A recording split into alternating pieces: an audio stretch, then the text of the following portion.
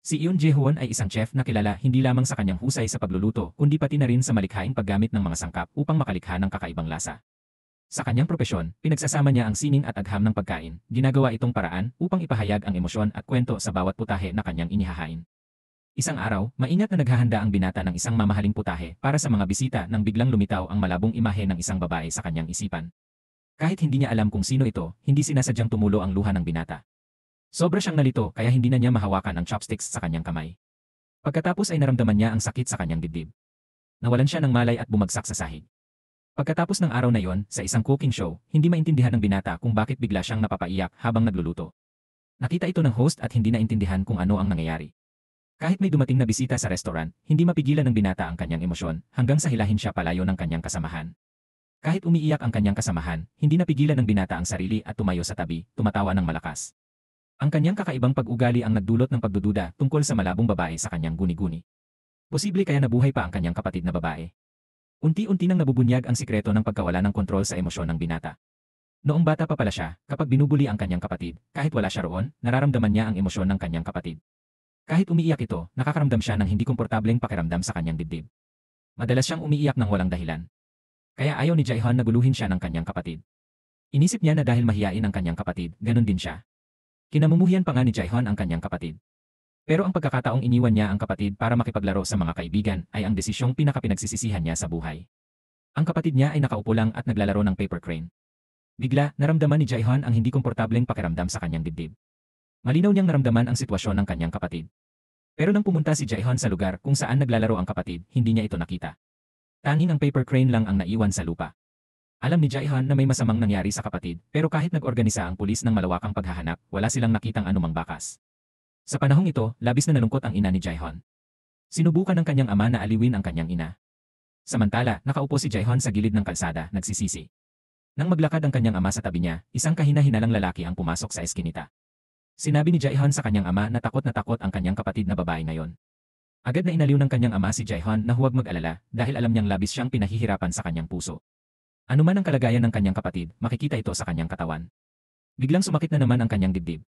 Malinaw niyang naramdaman na pinatay na ang kanyang kapatid. Pagkatapos ay umiyak si Jae-hoon, ngunit inakala ng kanyang ama na takot lang ang kapatid niya. Ibig sabihin nito, buhay pa siya. Mabilis na niyakap siya ng ama ni Jae-hoon para aliwin. Makalipas ang 18 taon, naging sikat na chef si Jae-hoon. Habang mainat siyang nagluluto, muling kumilos ang kanyang ika-6 na pandama para sa kanyang kapatid. Pagkatapos, muling lumitaw ang sunod-sunod na kakaibang damdamin. Dahil dito, hinala ni Jae-hoon na buhay pa ang kanyang kapatid, ngunit sinasabi ng isip niya na imposible ito. Biglang naramdaman ni Jae-hoon ang sakit sa kanyang dibdib.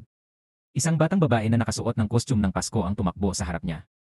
Bigla silang nagkaroon ng hindi maipaliwanag na koneksyon. Nakaramdam ng kakaiba si Jae-hoon dahil ang babaeng ito ay may kakayahang makipag-usap sa kanya gamit ang isip. Inimbitahan si Jae-hoon sa isang pagtatanghal ng pagluluto. Dito, naramdaman niyang malakas na gumagana ang kanyang ika-6 na pandama. Kahit hindi malinaw ang imahe sa isip ni Jae-hoon, bigla siyang nakaramdam ng pagkabahala at pagkairita. Hindi na niya inintindi kung tapos na ang palabas o hindi. Tumalikod siya at umalis sa pagtatanghal ng pagluluto. Pagkatapos, kinuha ni Jae-hoon ang alak at pagkain na dinala sa bubungan. Dito, aksidente niyang nakita ang babaeng nakilala niya kanina. Siya rin ang taong may espesyal na koneksyon sa kanya. Ang babaeng ito ay isang serbidora sa restaurant. Ang pangalan niya ay Jaja. Si Jae-hoon ang chef sa restaurant. Nang umupo si Jae-hoon sa tabi ni Jaja, sabay silang nagbuntong hininga. Nagkatinginan pa sila at muling nagbuntong hininga. Gayunman, nang gustong tikman ni Jae-hoon ang pagkain, si Jaja na nakaupo sa tabi niya ay tumitig sa kanya dahil ang isang waitress na tulad niya ay hindi pa nakatikim ng ganitong mamahaling pagkain. Agad niyang kinuha ang plato at ibinigay sa kanya. Gayunman, magalang na sinabi ni Jaja na konti lang ang titikman niya, pero dahil sobrang sarap ng pagkain, hindi sinasadyang naubos ni Jaja ang buong plato ni Jae-hoon. Uminom din siya ng kalahati ng bote ng alak. Tiningnan ni Jae-hoon si Jaja at hindi niya alam kung girlfriend niya ba talaga ang babaeng ito o hindi. Napansin din ni Jaja na kakaiba ang lalaking ito. Nang aalis na sana si Jaja, tinawag siya pabalik ni Jae-hoon. Gusto niyang malaman pa ang tungkol sa kanya. Hindi inaasahan, mayabang pala si Jaja at hindi sinasadyang hinawi ang kanyang buhok. Iniabot niya ang kamay at hiningi ang telepono nito. Akala niya gusto nitong kunin ang numero niya para makontak siya pero agad itong itinanggi. Dahil dito, sobrang napahiya siya. Tinanong ni Jae-hoon kung saang lugar nakatira si Jaja noong bata pa siya. Tinanong din niya kung ilang taon na si Jaja ngayong taon. Gusto pa niyang maglaro ng bato, papel, gunting kasama siya para subukin ang telepathy. Nalito si Jaja dahil unang pagkikita pa lang nila ni Jae-hoon pero nagtatanong na siya ng personal na bagay. Pero bago umuwi si Jaja, nakita niya ang pagkain inihanda ni Jae-hoon para sa kanya. Mayroon ding silk scarf na ginamit na ng ibang tao. Sa hindi inaasahan, habang paalis sa trabaho, nakasalubong ni Jaja si Jaehyun. Pagkatapos ay ibinalik niya ang bag ng pagkain sa kanya. Sinabi rin ni Jaja na ilang beses lang silang nag-usap at tumawa ni Jaehyun, hindi dahil binibigyan niya ito ng pagkakataon. Para iwasan ang maling akala ni Jaja, sinabi ni Jaehyun na hindi ito mamahaling regalo, kundi simpleng pagkain lang, habang kinukuha ang suplang scarf mula sa bulsa. Pero dahil dito, naisip ni Jaja na pervert siya, kaya agad siyang umalis. Ngunit pagkaalis ni Jaja, nakatagpo siya ng isang taong mas manyak pa. Lumabas na ang lalaki pala ay kapitbahay ni Jaja, pero hindi niya kilala si Namdo, halata sa mukha ni Jaja na siya ay takot na takot. Hindi man lang na-guilty si Namdo, bagkus ay tuwang-tuwa pa siya. Kinabukasan, lihim na nagbigay pa si Namdo ng regalo kay Jaja. Nang buksan niya ang kahon, inakala niyang galing ito kay Jaehyun dahil hindi siya komportable sa suplang scarf kahapon. Pero nang gabing iyon, nakatanggap din siya ng magandang hair clip. Ito ay lubos na nakawasak kay Jaja. Sa mga sumunod na araw, nakatanggap si Jaja ng maraming iba't ibang regalo. Gayunpaman, nang tignan niya ang mga komento online, kahit mga kaibigan niya ay nagsabing si Chef Jaehyun ay umiiyak at tumatawa ng sabay. May mga nagsabi pa nga na parang baliw siya. Natakot din si Jaja, kaya itinapon niya lahat ng regalo sa basurahan. Ayaw na niyang makisalamuha sa ganitong klaseng tao. Dahil sa mga komento, bumagsak ang imahe ni Jaehyun sa kumpanya, kaya pumayag siyang magsimula ng negosyo kasama ang mga kasamahan niya. Hindi inaasahan, kinabukasan, nang pumunta si Jaehyun sa lugar kung saan siya lumaki, nakasalubong niya si Jaja. Nagkataon na doon din pala siya nakatira. Pero inakala ni Jaja na stalker si Jaehyun. Nagbanta pa siyang tatawag ng pulis. Sinabi pa ni Jaja sa iba na si Jaehyun ay isang manyak na laging sumusunod sa kanya. Hindi pa man nagsisimula si Jaehyun sa kanyang karera, mayroon na siyang masamang reputasyon. Kinabukasan, nang malapit nang umalis si Jaja sa trabaho, dumating ang kanyang mga katrabaho para tanungin tungkol sa kanyang love life. Agad namang sumagot si Jaja na wala siyang romantikong kapareha. Pero nang tingnan ni Jaja ang kanyang social media, nakita niya ang lahat ng mga larawan na lihim niyang kinunan ng sarili. Dahil dito, nagkamali ang kanyang mga katrabaho sa pag-aakalang may relasyon si Jaja. Si Namdo pala ang nag-post ng mga larawang iyon. Noon pa man ay lihim na niyang minamahal si Jaja. Hanggang sa tinanong ni Jaja si Namdo tungkol sa chismis ng kanilang relasyon online. Biglang nagbago ang kanyang ekspresyon dahil alam ni Namdo na hindi siya gusto ni Jaja. Pero nang banggitin niya ang mga regalo, tinanong niya kung bakit itinatapon ni Jaja ang mga ito kung hindi niya gusto. Malinaw na nasa komplikadong sitwasyon si Jaja, pero hinawakan pa rin niya ang katawan nito. Akala niya may gusto ito sa kanya dahil lagi itong nakangiti sa kanya. Kahit noong kumakain silang dalawa, tuwang-tuwa sila. Gayunman, sinabi ni Jaja na kumain lang siya kasama ang mga kasamahan niya dahil gusto niya ang masiglang kapaligiran. Napakasaya niya. At pagkatapos nilang makaalis sa trabaho, nagkataon lang na nagkita sila, kaya sabay silang umuwi. Nang marinig ni Namdo ang mga salitang iyon, hinawakan niya agad ang kamay ni Jaja at sinabihan na huwag na siyang tratuhin ng ganoon. Kinabukasan, umuwi si Jaja ng mag-isa pero naghihintay si Namdo sa dulo ng eskinita. Hinabol pa niya ito hanggang sa buksan niya ang pinto at madali ang pumasok sa bahay. Biglang ipinasok niya ang kanyang braso sa loob. Samantala, nanonood ng TV ang ina ni Jaja, kaya wala siyang narinig na ingay sa ibaba. Nang sumigaw na sana si Jaja, tinakpan ni Namdo ang kanyang bibig. Sa sandaling iyon, nakaramdam si Jaehyun ng matinding kirot sa dibdib. Buong lakas na sinakal ni Namdo si Jaja. Hindi niya inaasahan, masyado siyang lumabis ng puwersa kaya nawalan ito ng malay. Ngunit nang magising si Jaja, nakita niya ang sahig na puno ng dugo at ang bangkay ni Namdo. Kasabay nito, unti-unting humupa ang sakit ni Jaehyun kaya alam niyang ligtas na ang kabilang tao. Sa oras na ito, hindi na ininda ni Jaja ang takot sa kanyang puso at nagpa siyang pumunta sa istasyon ng pulisya. Pero dahil weekend ngayon, napakasiksikan sa istasyon ng pulisya. Hindi pinansin ng mga pulis si Jaja na nakaupo sa tabi, kaya napilitan siyang umalis. Gayunpaman, pagdating niya sa bahay, naghihintay sa pintuan ang kanyang ina at lola. Sinabi ni Jaja sa kanyang ina na depensa lamang ang kanyang ginawa. Nang marinig ito, hinikayat siya ng ina na ayusin ang lahat ayon sa gusto nito. Pagkatapos, kumuha ang ina ni Jaja ng kumot at tinakpan ang bangkay. Binalot ng ina at lola ni Jaja ang katawan ng lalaki. Pagkatapos ay inilagay nila ang bangkay sa refrigerator at isinara ang pinto. Ganoon lang kadali, matagumpay nilang nalinis ang pinangyarihan ng krimen. Sinabi ng ina ni Jaja na siya ang magmamaneho. Sinabihan niya ang lola ni Jaja na maghintay sa tindahan. Gayunman, nang akala nila na perpekto na ang lahat, itinulak ang refrigerator sa tindahan sa kabilang kalye. Nasaksihan ito ni Jaja pero wala siyang magawa. Lumabas na si Jaehyun mula sa tindahan sa kabilang kalye para umuwi nang bigla niyang nakita ang refrigerator sa labas. Inakala ni Minjae na iniwan lang nang nag-deliver ang refrigerator doon kaya dinala nila ni Jaehyun ito papasok. Nang oras na yon, napansin ni Jaehyun na nakatayo si Jaja sa pintuan kaya lumabas siya. Tinanong ni Jaehyun si Jaja kung bakit siya napadaan ng gabing-gabi na. Sumagot naman si Jaja na nagkataon lang na dumaan siya. Gusto raw niyang bumati sa kapitbahay pero hindi ito kapanipaniwala para kay Minjae. 2:00 na ng umaga at nagbabati pa si Jaja. Pareho silang nakaramdam na kakaiba talaga siya. Bigla na lang, sa sandaling yon, bumukas ang pinto ng refrigerator. Habang papatalikod na si Jaehyun, hinila siya pabalik ni Jaja. Tinanong niya kung ano ang gusto niyang kainin ngayong gabi. Pagkatapos ay napagtanto niya na nagtatanong siya ng walang kwenta. Naramdaman ni Jaehyun na nagsasalita ng walang katuturan si Jaja, namumutla at pinagpapawisan ng todo. Hindi niya maintindihan kung ano ang balak nito. Lalo pang bumukas ng mas malaki ang pinto ng refrigerator. Nang akmang titingnan ni Jaehyun, itinulak siya ni Jaja ng malakas sa refrigerator. Hindi na makagalaw si Jaehyun. Pagkatapos ay gumawa ng malaking hakbang si Jaja. Nagtatakang tinanong ni Jaehyun ang dalaga kung ano ang ginagawa niya. Bigla na lang, sinabi ni Jaja na gusto niya si Jaehyun. Pagka-uwi ni Jaja, pinagalitan siya ng kanyang ina dahil hindi niya natapos ang gawain. Tinanong ng ina ni Jaja kung bakit hindi niya binuhat ang refrigerator at tumakbo. Naisip niya na hindi dapat nag-iwan ng bangkay ang kanyang ina sa refrigerator ng iba. Sa wakas ay nagsimulang mag-away ng malakas ang dalawa. Sa hindi inaasahang pagkakataon, hindi makaupo ng tahimik ang lola ni Jaja. Inilagay niya ang rolling pin sa ibabaw ng tuwalya at binalot ito. Pagkatapos ay mabilis siyang lumabas ng bahay. Kahit anong pilit ni Jaja at ng kanyang ina na pigilan siya, naiwan pa rin sila. Maya-maya pa ay tumunog ang tahol ng mga aso. Ginising ng malakas na ingay ang lahat ng kapitbahay sa lugar. May delivery man na nagkataong dumaan. Agad namang tumakas ang tatlo. Halos makarating na sila sa pintuan pero natakot sa paparating na kotse ng pulis. Kaya't buong magdamag silang tatlo ay hindi nakatulog. Kinaumagahan, umuwi si Jaja at itinaas ang damit para tingnan ang sugat. Ito ay nangyari nang nakipagbuno si Jaja kay Namdo. Nag-ikot si Jaja sa kama. Dahil sa tensyon, napaiyak siya. Samantala, natutulog pa si Jaehyun, ngunit dahil sa iyak, nagising siya. Kinaumagahan, nagsimulang maglagay ng surveillance camera ang mga tao sa kapitbahayan. Sinabi ng pinuno ng kapitbahayan na ito ay para sa kaligtasan ng lahat sa lugar. Ang kamera na ito ay may 360 degree na pag-ikot. Wala itong blind spot at napakalinaw ng kuha nito. Labis na naguluhan ang tatlong miyembro ng pamilya Jaja nang marinig ito. Nang dumating si Jaehyun sa tindahan, agad niyang sinabi na tiyak na mahahanap niya kung sino ang sumira ng salamin sa kanilang bahay. Ipinaalam naman ni Min Jae kay Jaehyun na may darating para palitan ang basag na pinto ng salamin. Hindi inaasahan, tumayo si Jaja sa harap ng pinto ng tindahan, seryosong nag-ehersisyo. Paminsan-minsan siyang sumusulyap sa loob dahil natatakot na buksan ni Jaehyun ang refrigerator. Nang marinig na pupunta siya sa palengke para bumili ng gulay, dali-dali siyang tumakbo para sabihin sa kanyang ina. Pagkatapos noon, sinundan ng ina at lola ni Jaja si Jaehyun. Pagkatapos, inimbitahan ng dalawa sina Jaehyun at Min Jae para sa hapunan. Malinaw na may mga plano ang ina at lola ni Jaja. Sa hapagkainan, may hawak na bote ng alak ang ina ni Jaja at iginiit na ibuhos ito para kay Jaehyun. Gusto niyang gamitin ang alak para lasing siya. Sa ganitong paraan, makukuha nila ang refrigerator pauwi. Hindi inaasahan, dumating na ang mga pulis sa tindahan bago pa magsimula ang plano. Kumain lang sila doon. Kakaiba, nakilala agad ng babaeng pulis si Jaja sa unang tingin.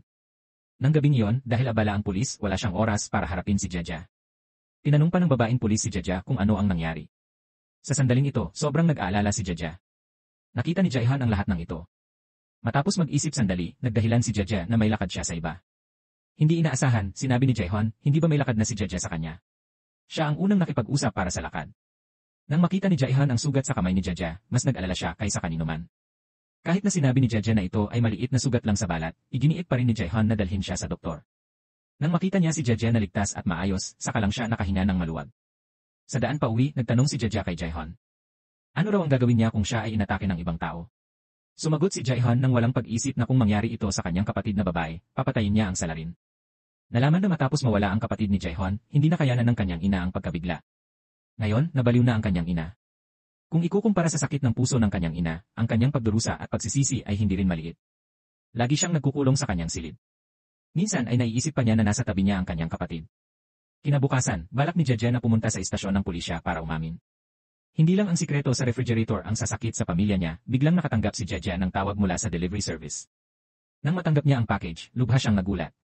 Natuklasan ni Jaja na puno ito ng mga regalo na ibinigay ni Namdo noon, pero malinaw na itinapon niya ang mga ito dati. Bakit kaya may nag-impake at nagpadala nito pabalik sa kanya? Samantala, sa ibaba ng boarding house sa kabilang kanto, maraming tao ang nagkakatipon.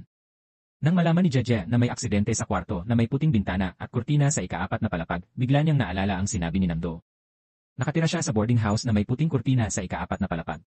Nag-aalalang naglakad si Jaja papunta sa ibaba ng gusali. Pagkatapos, agad na ibinaba ng forensic examiner ang isang bangkay mula sa itaas.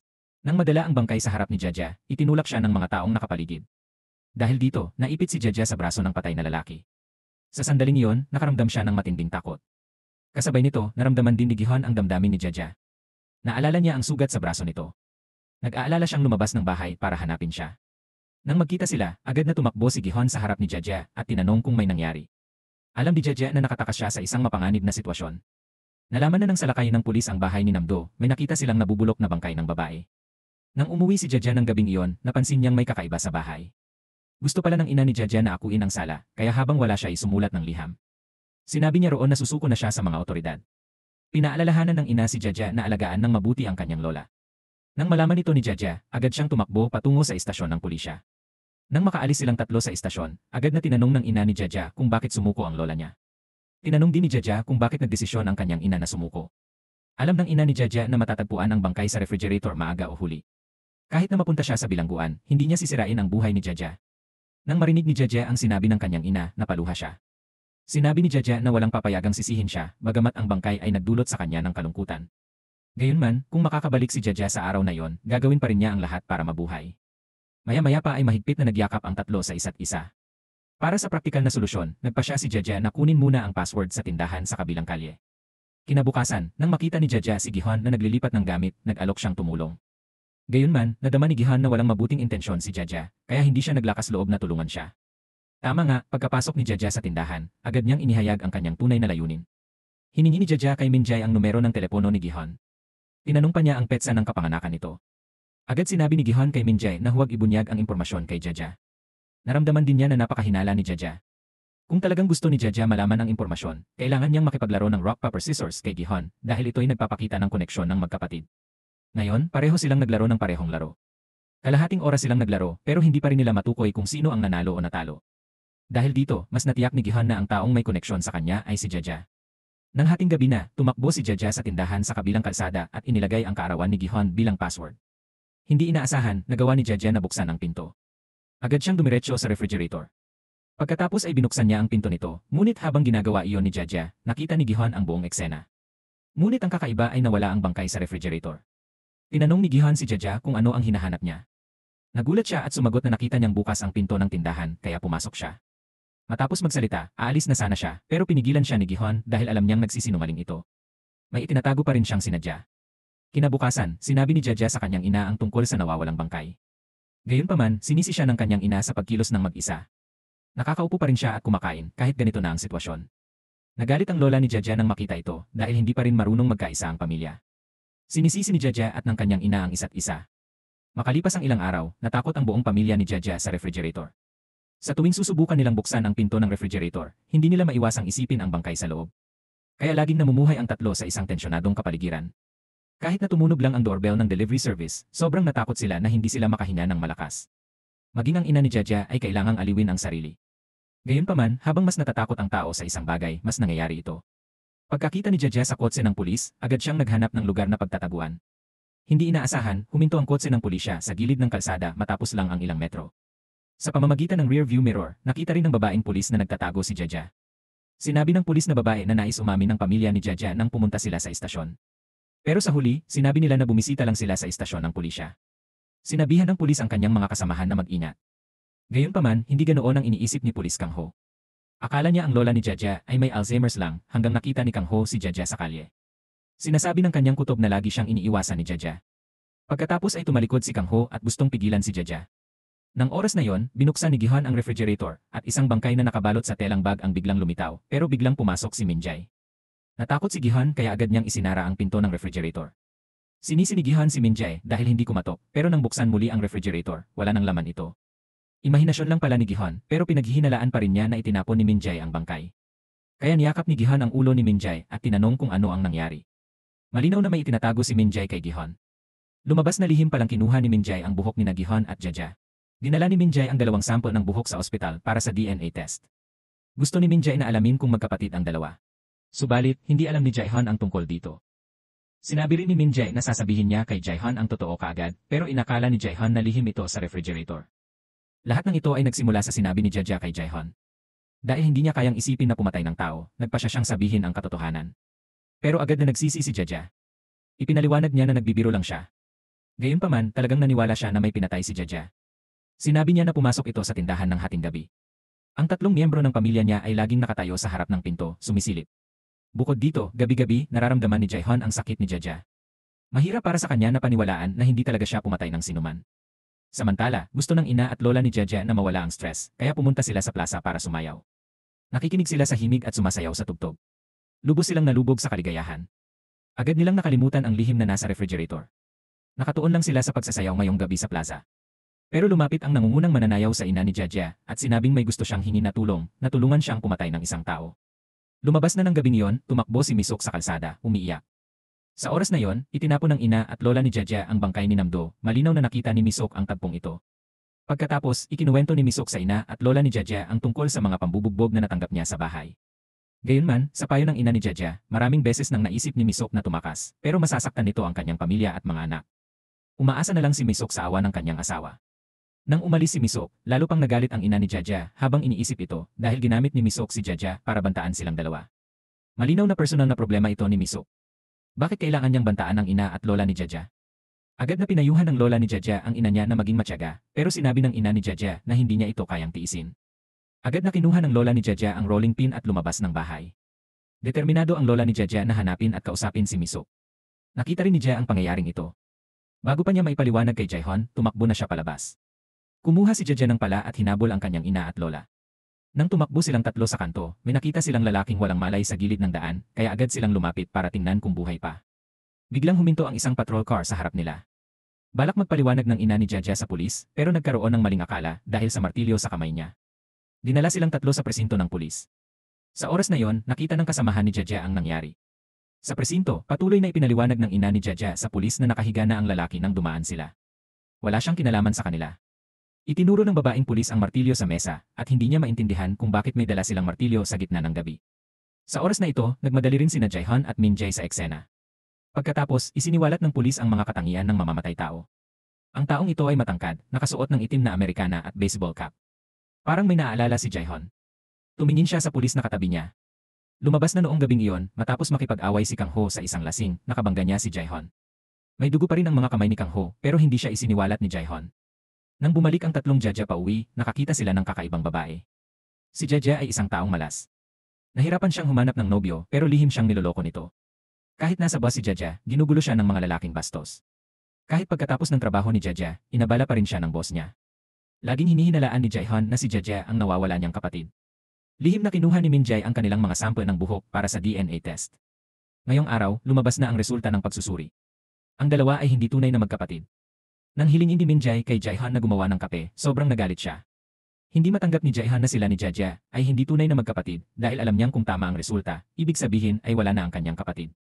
Maging ang pag-asang mahanap ang kanyang kapatid ay nawala na. Mula noon, nagsimulang maging malamig si Jaihon kay Jaja. Nang magdala siya ng pagkain para ibahagi, tinanggihan niya ito ng matigas. Naramdaman niyang kakaiba ang kilos nito. Tinanong niya kung may nagawa ba siyang mali. Agad niyang sinabi na hindi naman siya talagang nagmalasakit dito. Noon, ganoon lang ang pakikitungo ni Jaihon kay Jaja dahil sa awa. Sinabi rin niya na hindi na siya muling maaawa dito. Pagka-uwi ni Jaja, agad niyang naalala ang mga larawan ng kanyang kabataan. Nang si Jaja at ang kanyang kaibigan ay binubuli ng mga lalaki, isang mabait na batang lalaki ang tumakbo. Itinulak niya pababa ang masamang batang iyon. Sa sandaling iyon, nahulog ang loob ni Jaja sa kanya. Gayunpaman, ang hindi alam ni Jaja ay ang babaeng nabuli kasama niya noon ay nakababatang kapatid ni Jaihon. Ang batang lalaking tumakbo ay si Jaihon. Hindi maintindihan ni Jaja kung bakit ganoon ang pakikitungo sa kanya ni Jaihon. Kasabay nito, naglalakad din si Jaihon sa paligid ng sala. Pagkatapos ay sabay silang tumakbo palabas sa kalsada. Pareho silang nagsabi na may gusto silang sabihin sa isa't isa. Ang gusto marinig ni Jaja ay isang paumanhin mula kay Jaihon. Hindi niya inaasahan na sasabihin ito, sa tingin ko buhay pa siya. Hindi naintindihan ni Jaja ang sinabi niya. Araw-araw siyang nagsasanay ng martial arts para protektahan ang sarili, pero hindi niya inasahan na kay Jaihon niya unang ipapakita ang mga kasanayang iyon. Nang makita ni Jaja ang kotse na papunta kay Jaihon, mabilis niya itong hinila pabalik. Agad niyang ipinaliwanag na natatakot siyang mabangga ng kotse, kaya ginawa niya yon. Hindi maiwasang humanga sa kanyang bagong pinalakas na pisikal na lakas. Pero hindi inasahan ni Jaja na gagamit siya ng ganoon kalaking puwersa. Nakaramdam siya ng guilt at inabutan siya, pero nang hawakan niya ang kamay nito, parang may naramdaman siyang kakaiba sa pagitan nila. Biglang may dumaan na kotse ng pulis sa oras na yon. Mabilis na tinakpan ni Jaja ang kanyang mukha gamit ang kamay. Si Jaihon, na nakatayo sa tabi niya, parang may naintindihan. Sinabi niya na kung talagang buhay ang nasa refrigerator, kapag nakakita siya ng pulis, hindi na siya matatakot. Tama, hindi na mamamatay tao si Jaja. Dahil pala sa insidente sa refrigerator, panaginip ni Jaja gabi-gabi na bumabalik si Namdo para maghiganti. Kahit nakita lang ni Jaja siyang nagbibisikleta, parang nanganganib na ang buhay niya. Madalas pa siyang nakakaranas ng mga guni-guni. Pero ang hindi inasahan ni Jaja ay matagal na pala siyang pinagmamasdan ng kapatid ni Namdo. Nang gabing iyon, tinawagan ni Eunjung ang kanyang nakababatang kapatid na si Namdo, pagkatapos ay narinig niya ang pag-iyak. Nang naputol ang tawag, nakita rin ni Eunjung ang larawan ni Jaja sa tablet ng kanyang kapatid. Sa sandaling iyon, naramdaman niya na hindi normal ang relasyon ng dalawa. Kaya napagpasyahan niyang lapitan si Jaja. Nagtrabaho si Eunjung sa restaurant kung saan nagtatrabaho si Jaja. Nagkunwari pa si Eunjung na inimbitahan si Jaja sa hapunan. Ang layunin ni Eunjung ay bumuo ng magandang relasyon kay Jaja. Gusto ni Eunjung malaman kung nasaan ang kanyang nawawalang kapatid. Pagkatapos, sinamantala ni Eunjung ang pagkakataon para tanungin si Jaja kung may nobyo siya. Sabay nito, sinabi rin niya na gusto niyang makilala ang nobyo ni Jaja. Para kay Eunjung, ang kanyang kapatid ang pinakagwapong lalaki sa mundo. Umaasa rin siya na babanggitin ni Jaja ang pangalan ni Namdo, gayunpaman, sinabi ni Jaja kay Eunjung na hindi niya ito maipakikilala sa kanya. Nagtataka siya kung bakit hindi at ano ang dahilan. Dahil nawawala si Namdo, gabi-gabi ay umiiyak ng husto ang kanyang kapatid. Nang umaga na, sinabi ni Eunjung sa salamin na kung nasa tabi siya ni Jaja at hindi pa rin lumitaw ang kanyang kapatid, sasakalin at papatayin niya si Jaja. Tila nagbabalak si Eunjung ng malupit na paghihiganti. Pinupunasan ng lalaki ang dugo sa kanyang mukha. Hindi inaasahan, nakita ito ng batang nakatayo sa labas ng pinto. Isinulat niya ang lahat ng nakita at ibinalik ang papel kay Jaehon. Mabilis na nahanap ng mga pulis ang lalaki. Tinitigan ni Jaehon ang lalaki na malapit ng maaresto. Lihim na nangako si Jaehon sa sarili na tiyak niyang ipaghihiganti ang kanyang kapatid. Malinaw na si Jaehon ang nagsumbong sa kanya. Dinala ang lalaki sa istasyon ng pulisya. Nang tinanong ng mga pulis, hindi siya nagsalita kahit isang salita. Parang may itinatago siya. Sinabi ng pulisya sa lalaki na may saksi na nakakita sa kanya kaugnay ng nawawalang babae. Ang lalaking iyon ang guro ng piano ng dalaga. Ang nagsumbong sa kanya ay ang kuya ng dalaga. Sa huli, pinalaya ang lalaki dahil walang sapat na ebidensya ang pulisya. Maging ang mga kapitbahay ay nakaramdam na hindi ito makatarungan sa dalaga. Nagmakaawa ang ina ni Jaehon na ibalik ang anak niya pero hindi natinag ang masamang lalaki. Makalipas ang maraming taon, lumaki na si Jaehon at bumalik sa lugar. Gusto niyang malaman kung bakit pinatay ang kanyang kapatid noon. Pero nang araw na yon, bigla siyang tinawagan ng kanyang ina na nakita raw niya si Sereon sa kalye. Sinabi niyang pumunta agad doon. Nagmadali siyang pumunta at nakita ang kanyang ina. Nakaluhod siya sa lupa ng nakapaa. Kinuha ni Jaehon ang nahulog na sapatos ng ina at isinuot ito para sa kanya. Pero sinimulang sisihin siya ng kanyang ina. Nakita ni Jaja ang buong pangyayari. Patuloy na humihingi ng tawad si Jaehon sa kanyang ina. Halata na hindi maganda ang kalagayan ng kanyang ina. Simula nang mawala si Sereon, nabaliw na ang kanilang ina. Labis na naawa si Jaja kay Jaehon.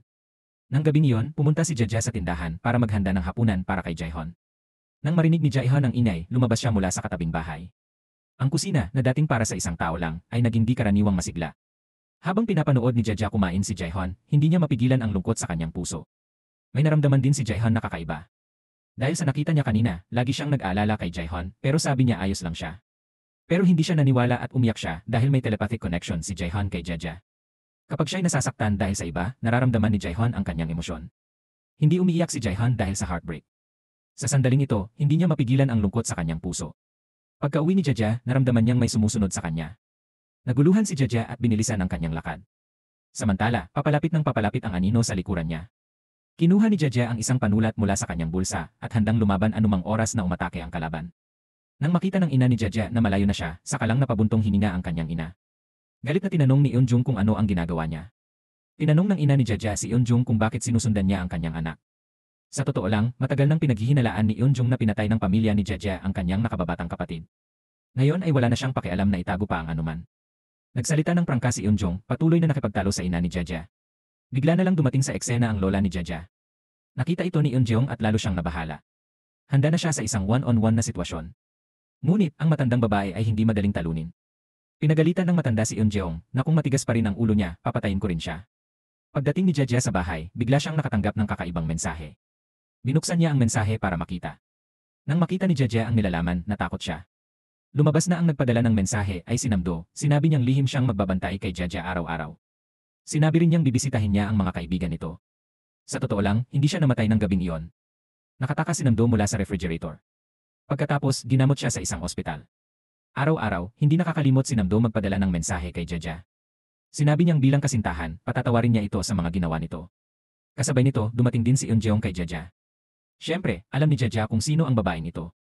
Sinabi ni Eunjung na dahil sa pagkawala ng kanyang kapatid, sobra siyang nag-aalala araw-araw. Nagmakaawa si Eunjung kay Jaja na tulungan siyang hanapin ang kanyang kapatid. Pagkatapos, pumunta si Namdo sa tindahan kung saan nagtatrabaho si Jaja, pero hindi siya kilala ni Jaehon.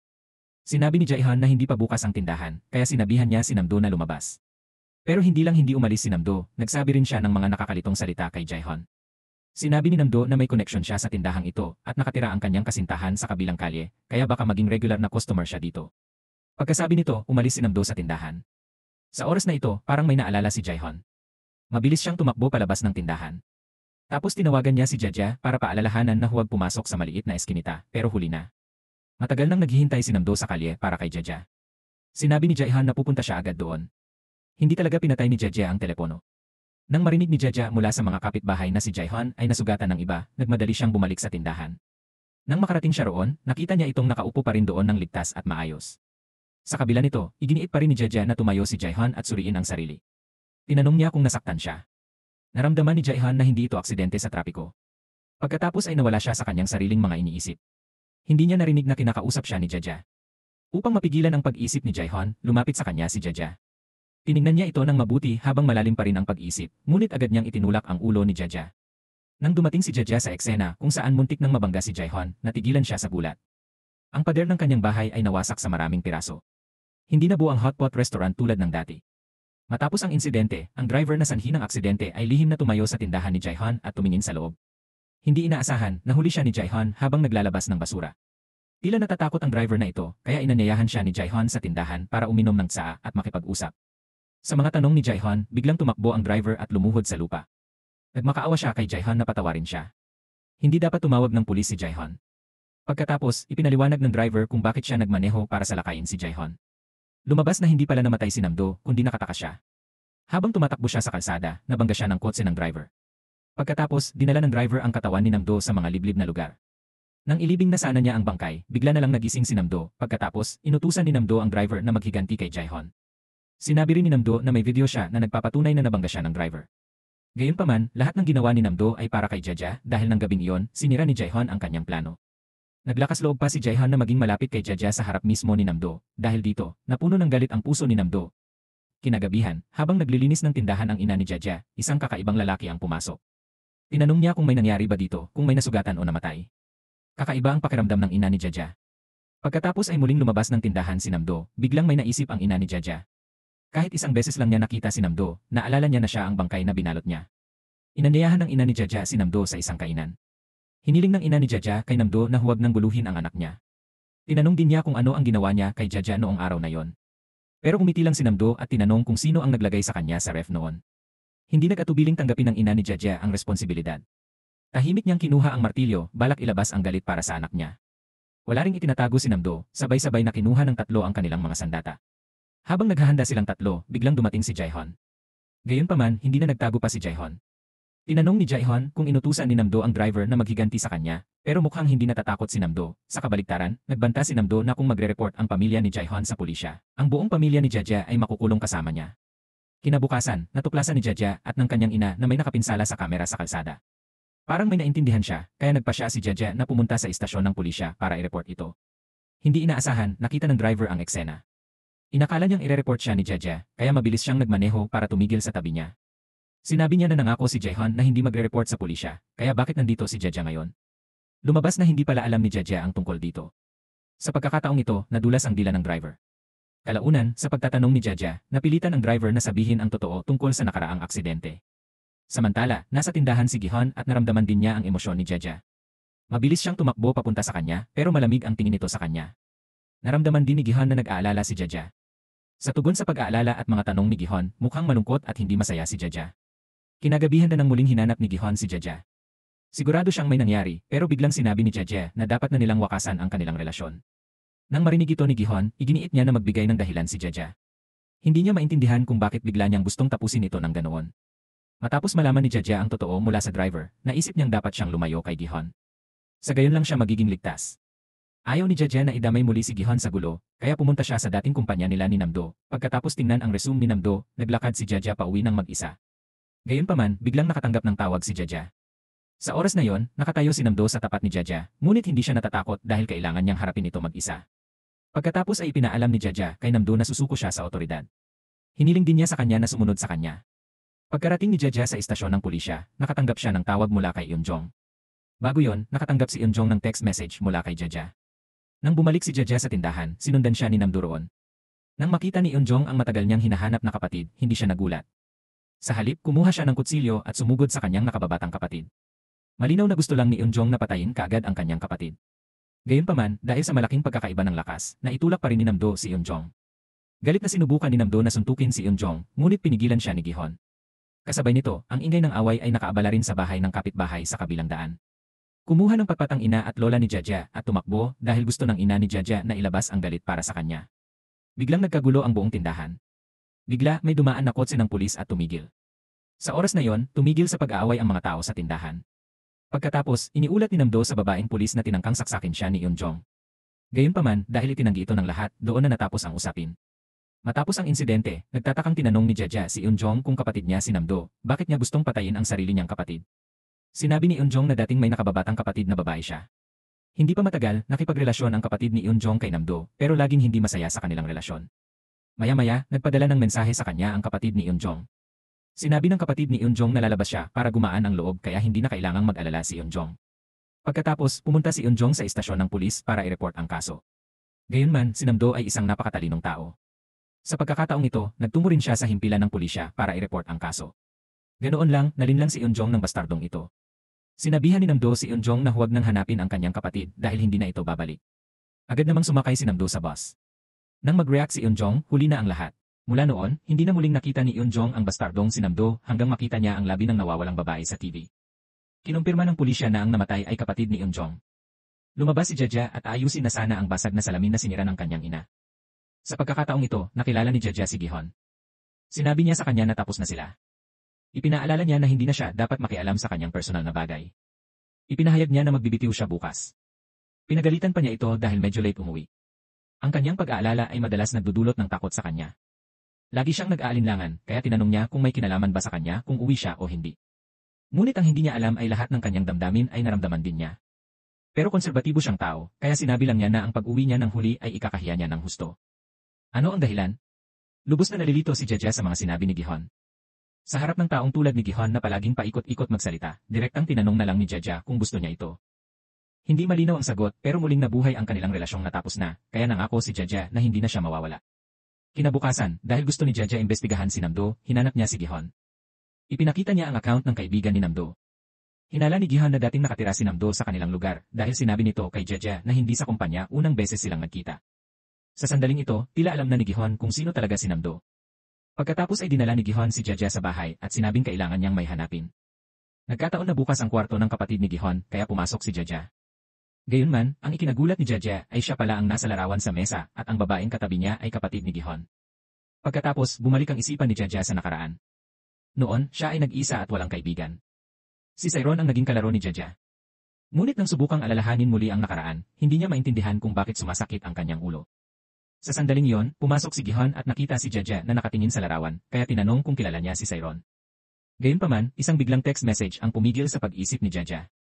Pagkatapos, hinatid ni Gihon si Jaja pabalik sa tindahan at umalis mag-isa. Biglang bumalik ang isipan ni Jaja sa maraming taon na ang nakalipas. Lahat ng malabong imahe noon ay malinaw na lumitaw sa kanyang isipan. Ang batang nagsumbong sa kanyang ama ay ngayon si Pulis Kang Ho. Ang taong nangbuli kina Jaja at Sairon ay si Namdo. Ang taong nagprotekta sa dalawa ay si Gihon din. Sa sandaling ito, agad na nag-alala si Jaja kay Gihon. Naalala niya ang ekspresyon nito matapos makita ang mensahe. Nahulaan niya kung ano ang balak nitong gawin. Kaya, mabilis siyang tumakbo palabas ng tindahan. Kasabay nito, muling nakasalubong ni Gihon ang dalawang kaklase. Lumabas na ang mensaheng natanggap ni Gihon ay galing kay Namdo. Sinabi ni Namdo na nakita niya ang kumuha kay Sairon noon, pero dahil sa alitan nila ni Gihon, hindi madali para sa kanya ang magsabi ng totoo. Agad silang nagsimulang mag-away. Matapos silang magbugbugan, hindi na nakatiis ang kaibigan nila kaya pumagit na siya. Kasunod nito, dumating din si Jaja. Narinig din niya ang lahat ng sinabi ni Namdo kanina. Lumapit si Jaja sa kanila. Sa sandaling iyon, nakita ni Jaja sa isip niya ang apat nilang magkakaibigan noong bata pa. Dahil sa hilig sa paglalaro, nawalan si Gihon ng kaisa-isa niyang kapatid.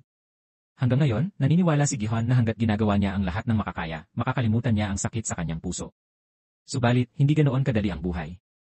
Mula nang mawala ang kapatid ni Gihon, ang kanyang ama ay gumagala sa lahat ng dako para hanapin siya. Umuwi lang siya paminsan-minsan, pero agad ding umaalis para hanapin ang kanyang anak. Kaya, sinundan ni Gihon ang kanyang ama papunta sa istasyon ng bus. Gusto niyang pigilan ng ama at sabihin huwag nang lumabas, pero hindi pa rin mapigilan ng ama ang paghahanap sa anak. Nakiusap si Gihon sa kanyang ama na bumalik. Inamin niya na kasalanan niya ang lahat. Gayunpaman, determinado pa rin ang ama ni Gihon na ipagpatuloy ang walang kabuluhang paghahanap sa anak. Pero walang umakala na hindi nagtagal, pupunta si Gihon sa istasyon ng pulisya. Ibinigay sa kanya ng mga pulis ang pitaka ng kanyang ama at ipinaalam na nawawala ito. Hindi natagpuan ng pulisya ang anumang record ng gastos o anumang impormasyon tungkol sa kanyang ama. Hindi nagtagal, nabaliw din ang kanyang ina. Dahil sa pagkawala ni si Ron, biglang nagkawatak-watak ang dating masayang pamilya. Hanggang isang araw, nakatanggap si Gi-hun ng text message tungkol kay si Ron. Sinabi ni Nam-do kay Gi-hun na nakita niya ang lalaking dumukot kay si Ron, pero ngayon marami nang nangyari sa pagitan nila. Siyempre, hindi basta-basta magsasabi si Nam-do kay Gi-hun. Agad na nag-away ang dalawa. Pagkatapos nito, hinanap ni Gi-hun ang suspect na may kinalaman sa pagkawala ng kanyang kapatid dahil sinabi ng lalaking ito na dapat niyang isinama si Ron noong araw na yon. Tinanong siya ni Gi-hun kung ano talaga ang nangyari noong araw na yon. Noong araw na yon, nasugatan ang paa ni si Ron. Iyon ang dahilan kung bakit hindi na siya nakauwi. Kahit naguro ni si Ron si Yung-chang, umalis siya nang makitang kailangan nito ng tulong. Dahil dito, labis siyang nagsisisi hanggang ngayon. Pauwi na, tinawagan ni Gi-hun si Nam-do. Sa oras na yon, sumusunod si Nam-do sa utos ng iba. Ibinigay ni Nam-do ang telepono sa misteryosong lalaki. Pagkatapos, binuksan ng misteryosong lalaki ang speakerphone. Tinanong ni Gi-hun si Nam-do tungkol sa sinabi niya noong araw na nakita niyang dinala si Ron. Pero sa pagkakataong ito, itinanggi ito ni Nam-do. Lubhang takot ang kanyang mukha. Malinaw na ayaw ni Nam-do na malaman ng misteryosong lalaki na nakita niya ang mamamatay tao noong araw na yon. Kahit ang mga mata ni Nam-do ay nagpapakita na sobra siyang takot sa misteryosong lalaking iyon. Pagkatapos, nagsabi si Nam-do ng isang bagay na lubhang nakalilito. Tinanong ni Nam-do ang ama ni Gi-hun kung malusog pa rin siya. Natigilan si Gi-hun sa kinatatayuan. Dahil nawawala ang kanyang ama, mukhang alam na ni Nam-do ang buong katotohanan. Ngunit nang magtanong muli si Gi-hun, kinuha ng misteryosong tao ang telepono ni Nam-do. Pagkatapos ay ibinaba niya ito. Hinawakan ni Gi-hun ang larawan ng kanyang ama at umiyak. Samantala, nasa kabilang dako ng kalye si Jaja at bigla niyang naramdaman ang emosyon ni Gi-hun. Kahit ang kanyang puso ay sumasakit ng hindi maipaliwanag. Hindi napigilan ni Jaja ang pag-iyak. Kahit papaano, nakarating si Jaja sa tindahan ni Gi-hun. Sinabi niya na may kakaibang pakiramdam siya. Ngunit bago pa man matapos magsalita si Jaja, tumakbo si Gi-hun papunta sa kanya. Agad namang nagbigay ng matamis na halik ang dalawa sa isa't isa. Napakaganda ng sandaling iyon at pareho silang nakaramdam ng labis na kaligayahan. Ngunit agad namang humingi ng paumanhin si Gi-hun kay Jaja. Hindi inaasahan, hindi lang siya nagalit, pinuri pa niya ang paraan ng paghalik nito. Habang pinag-uusapan pa ng dalawa ang halik kanina, dumating si Minja sa tindahan. Biglang natigilan ang dalawa, nahihiya. Gusto rin ni Minja na maghanap ng butas na pagtataguan sa sobrang hiya. Nang makauwi si Jaja, puno ang isip niya ng mga larawan ng halik kanina. Patuloy niyang iniisip ito at hindi sinasadyang natawa sa tuwa. Kinabukasan, habang kumakain si Jaja kasama ang ina at lola, nakangiti pa rin siya parang nanalo sa loto. Nang makita siya ng ina ni Jaja na ganoon, agad siyang tinanong kung ano ang nangyari. Ngunit hindi sinasadyang nabanggit ni Jaja ang isang bagay na hindi niya dapat sabihin. Agad niyang ipinaliwanag na panaginip lang iyon, ngunit idinagdag pa rin ng kanyang ina na kung si Gi-hun ang gusto niya, ito'y talagang hindi pinapayagan. Nang marinig iyon ni Jaja, agad siyang naghinala. Tinanong niya ang kanyang ina kung bakit hindi ito pinahihintulutan. Gayunman, sumagot lamang ang ina ni Jaja na ang dahilan ay dahil hindi raw magalang ang pamilya ni Gi-hun. Pagkaakyat ni Jaja sa itaas, tila nawalan ng kaluluwa ang kanyang ina. Parang may itinatago sa kanya ang kanyang ina. Dahil may pakikipagkita kay Gi-hun, sinimulan ni Jaja na pagandahin ang kanyang sarili. Sinubukan niyang magsuot ng iba't ibang damit. Sa pagkakataong ito, naramdaman ni Jaja na hindi maganda ang normal na damit na suot niya. Pagkatapos niyon, masayang nagpunta si Jaja sa tindahan ni Jae-hun. Hindi inaasahan, nang dumating si Jaja, binati lang siya ni Jae-hun tulad ng ibang normal na customer. Pagkatapos ay ipinagpatuloy niya ang kanyang gawain. Hindi mahanap ni Jae-hun ang telepono, kaya hiniling kay Jaja na tawagan ang kanyang numero. Dito, nakita niya ang pangalan sa screen ng telepono na nakasave siya bilang Hotpot Restaurant. Halos mabaliw siya. Kaya nang mag-isip sina Eun-jeong at Jae-hun ng pangalan para sa tuta, sinabi ni Jaja mula sa malayo na tawagin itong Hyundog. Narinig iyon ni Jae-hun at natigilan siya sa kinatatayuan. Hanggang sinabi ni Jaja na tinanggihan niya ito, saka umamin si Jae-hun na simula nang mawala ang kapatid at ama, hindi siya nangahas umasa sa masayang buhay. Pero nang dumating si Jaja, nagbago ang buhay ni Jae-hun. Siya ang tanging liwanag sa madilim niyang buhay. Sinabi rin ni Jae-hun na mula ngayon, gagawin niya ang lahat para itago ang kanyang negatibong damdamin. Sisikapin niyang mamuhay ng masaya. Nang makilala ni Jaja ang puso ni Jae-hun, masaya siya na parang bata. Kinaumagahan, nakatanggap ng tawag si Jae-hun mula kay Nam-do, pagkatapos ay nagtungo siya sa istasyon ng pulisya. Nang gabing iyon, matapos makilala ni Nam-do ang misteryosong lalaki, sinadya niyang ihulog ang telepono sa eskinita. Layunin niya na hindi siya mahanap ng pulisya dahil sa bahay na tinitirhan ni Nam-do, natagpuan ng forensics ang bangkay ng isang batang babae. Sinabi ni Jae-hun kay Officer Kang-ho na dating kaklase niya si Nam-do kaya kung may mangyari, dapat agad siyang sabihan ng pulisya. Dumating sina Kang-ho at Jae-hun sa restaurant. May inimbitahan ding isa pang tao, ang patroller ng barangay. Simula nang mawala si Seryon, gabi-gabi nang nagkakaroon ng bangungot ang pamangkin ni Cheon-ok. Madalas siyang naglalakad mag-isa sa isang liblib na kalye. Sinusundan niya ang mga ilaw sa daan hanggang makarating sa isang pulang gate. Isang gabi, habang naglalakad si Jaja pauwi, bigla niyang napansin na ang eksena ay kaparehong-kapareho ng kanyang panaginip. Pagkatapos, nagsimulang mag-isip si Jaja tungkol sa sinabi ni Nam-do sa kanya. Sinabi niya na sa eskinitang ito sila unang nagkita. Pagkatapos, isang imahe mula 10 taon na ang nakalipas ang lumitaw sa isip ni Jaja. Noon, dinala ni Namdo si Jaja sa pulang gate sa panaginip na yon. Hindi na matandaan ni Jaja kung ano ang sumunod na nangyari. Para mahanap ang gate, masigasig na nag-jogging si Jaja tuwing umaga. Tumakbo siya sa bawat sulok ng kalye. Tuwing tatakbo siya, minarkahan niya ito ng pulang pluma. Samantala, nilinaw ni Jaihon ang mga detalye tungkol sa pagkawala ng kanyang kapatid. Napagpasyahan na ng patrolman na hindi si Yunchang ang salarin bagamat may dalawang mahalagang ebidensya. Una, nakita ng anak ni Yunchang na naghuhugas siya ng dugo ang damit. Pangalawa, si Yunchang ang huling nakakita kay Seryon. Kaya, inaresto siya ng mga pulis. Nang taong iyon, matapos arestuhin si Yunchang, lubhang nalugi ang kanyang klase sa pagtuturo ng piano. Pagkatapos ng insidenteng iyon, madalas pumunta si Yunchang sa bar para tumugtog. Malinaw na guro si Yunchang pero kailangan niyang magtrabaho sa bar. Ito'y lubhang nakakahiya para sa kanya. Ang mansa ng dugo sa polo ni Yunchang ay galing sa away sa bar. Sabi ni Jaihon, may ebidensya noon na nagpapatunay na inosente si Yunchang pero bakit walang lumabas para magpaliwanag? Pero patuloy na inihayag ng pulis ang nakakagulat na katotohanan na ang hepe talaga ang mamamatay tao. Sinira niya ang ebidensya, pinilit ang mga pulis na palayain si Yunchang. Malinaw na gusto ng hepe isisi kay Yunchang, kaya walang naglakas loob tumulong sa kanya. Pero nang marinig ito ni Kang Ho, hindi na niya nakayanan. Tumayo siya at nagmadaling lumabas ng restaurant. Lumabas na si Kang Ho pala ang anak ni Yunchang. Noong taong iyon, siya ang nagsumbong sa kanyang ama. Agad na pinigilan ni Jaihon si Kang Ho. Gusto ni Kang Ho patayin ang hepe dahil ang ama niya ay itinuring na mamamatay tao ng mundo. Dahil dito, hindi naglakas loob si Kang Ho na mamuhay sa kahihiyan ng maraming taon. Mula noon, tuluyan nang nasira ang relasyon ni Kang Ho at ng kanyang ama. Ngayon, gusto lang niyang gumawa ng paraan para sa kanyang ama. Binalaan ni Kang Ho si Jaihon na huwag makialam sa kanyang gagawin. Pupuntahan niya ang chief para makipag-usap. Gayunpaman, nagising si Kang Ho sa mga sumunod na sinabi ni Jaihon. Sinabihan ni Jaihon si Kang Ho na humayo at humingi ng tawad. Sa oras na yon, nasa library si Jaja at ginagawa ang kanyang trabahong pagsasalin. Matamis siyang nagpadala ng mensahe kay Jaihon para hindi ito mag-alala. Ngunit habang paalis na si Jaja sa library, bigla namang dumating si Namdo. Tinanong ni Jaja kung sino ang misteryosong taong nakita ni Namdo noong araw na yon. Bigla na lang nagalit si Namdo, naramdaman niya na lahat ng investigasyon nito ay para kay Jaihon. Gayunpaman, mabilis din kumalma si Namdo, tila alam na niya ang lahat ng nangyayari. Sinabi niya na hindi kailanman magpapakasal si Jaja kay Jaihon. Lahat ng sinabi niya ay may dahilan. Pagkatapos sabihin yon, umalis si Namdo at iniwan si Jaja na lubhang naguguluhan. Hinintay ni Jaja na dumating si Jaihon. Nang magkita ang dalawa, patuloy na humingi ng paumanhin si Jaihon kay Jaja. Pakiramdam niya ay nasangkot niya ito sa gulo. Tahasang itinanggi niya ito. Ang sinisiyasat niya ay ang pulang pinto sa kanyang panaginip sa nakalipas na 20 taon dahil sinabi ni Namdo na siya ang huling nakakita kay Seryon. Marahil nakita na ni Jaja ang huling imahe ni Jaihon. Ngunit nang makita ni Jaihon ang sugat sa leeg ni Jaja, nagalit siya ng todo. Sinisi pa niya ito dahil hindi nagsabi sa kanya at pumunta kay Namdo. Pagkatapos ay sinabi ni Jaihon kay Jaja na ayaw niyang mapahamak siya.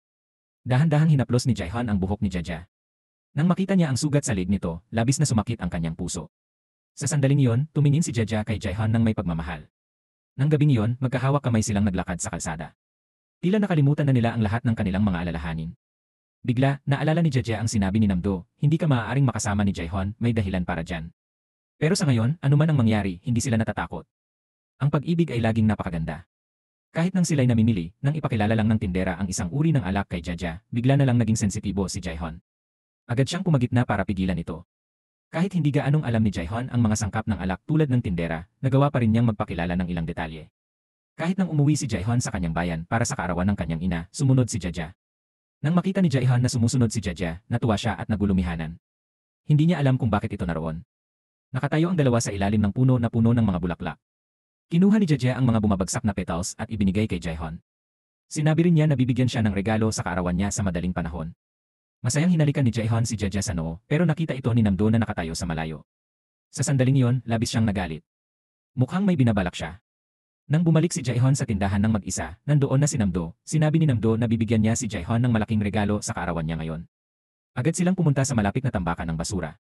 Samantala, nasa bahay si Jaja, iniisa-isa ang mga rutang tinahak para hanapin ang pulang gate. Naalala ni Jaja ang gate na dinaanan niya noong araw na yon. Pakiramdam niya pamilyar ito, kaya tumakbo siya palabas ng bahay. Kinuha ni Namdo ang game console sa bulsa at tinanong si Jaihon kung kilala niya ito. Sinabi ni Namdo na wala siyang pera para bumili ng game console noon. Pinapanood lang niya ang ibang tao na nagdadala ng game console sa bahay.